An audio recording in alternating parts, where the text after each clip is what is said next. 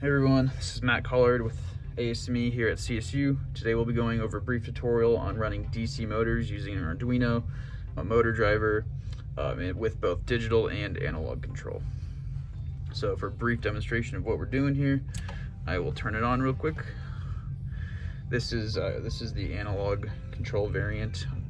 Allows us to vary the power each motor is getting.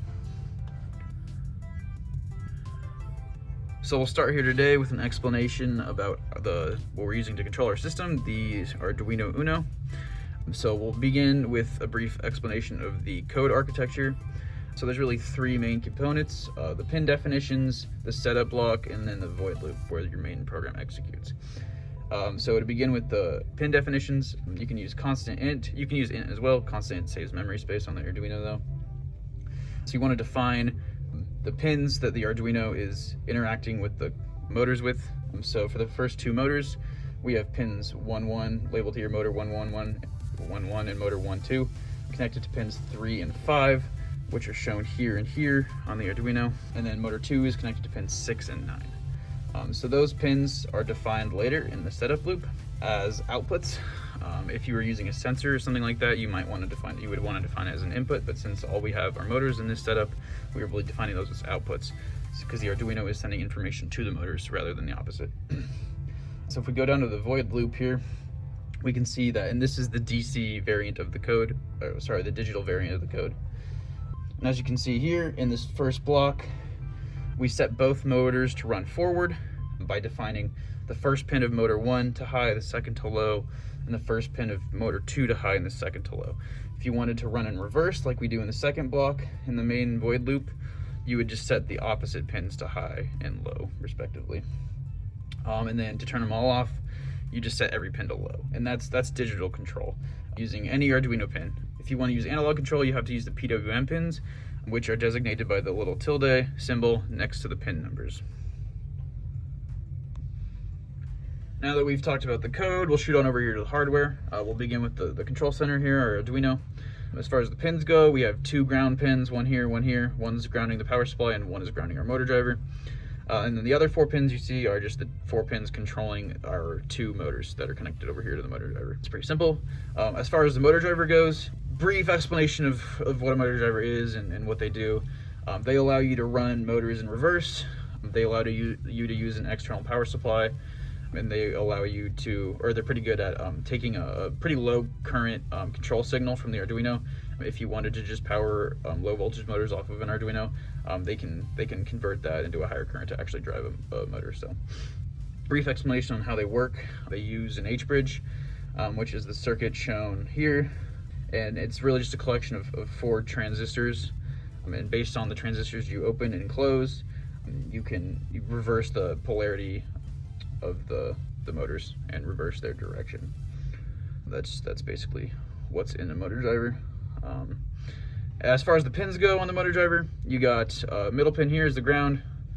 The top pin here is a 5-volt power input, which we are using because our motors are relatively low voltage.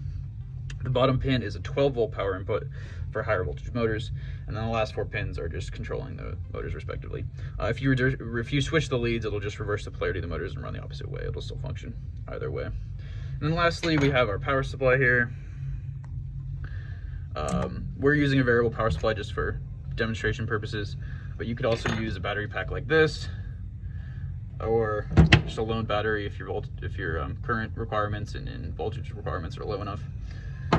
Or you could use a rechargeable LiPo, whatever works for your certain circuit. As far as the motors go that we are using here today, we are using high RPM, low torque, cheap, brushed fan motors. Nothing too crazy. If you need a higher torque out of your motor for your various applications, you can use a gearbox, kind of like the one shown. For those of you at CSU taking mechatronics or Mech 202, make sure you pay attention to that. It's pretty crucial design parameter to make sure your torque is the right torque for your application. For example, if you're building a drone or a fan, you need pretty high RPM and probably won't need much of a gearbox, if any. But if you're driving a car or activating a lever or whatever, you might need a lot lower RPM and a higher torque. So a gearbox can be used for that. They're designated by ratios. For example, 298:1 would be a ratio for a pretty high ratio gearbox. So you're stepping down the RPM a lot, and you're increasing the torque by a lot. Now that we've covered digital control, we'll talk a little bit about analog control, or rather PWM control, which stands for pulse width modulation. Essentially what it does is it simulates an analog signal by pulsing digital signals at certain frequencies. So if you pulse at max setting, it's basically just like it's digital control, it's running full speed. But if you pulse half frequency, the motor's going to run at about half speed. So how you do that is you make sure when you connect the pins controlling your motors, you have to make sure you're using the PWM pins, which are signified by the tilde symbol next to the number. And then as far as the code goes, it's pretty similar. The only difference is you're going to use, in your void loop, you're going to use analog write, and you're going to use a value of between 0 and 255 because it's 8 bits. So if you put 255 in, it's going to set that pin to high essentially, as if you were using digital control, and 0 is low. And anything in between is just a pulse with a frequency matching that number. So if you run at, for example, if you run at like 128 or whatever, about half speed, the motor is going to run at half speed. So for our code here, the first block runs one motor at full speed and one at about half speed, a little over half speed. And then the second block reverses both the motors at full speed. And then the third block turns them all off. So we can see an example of that here.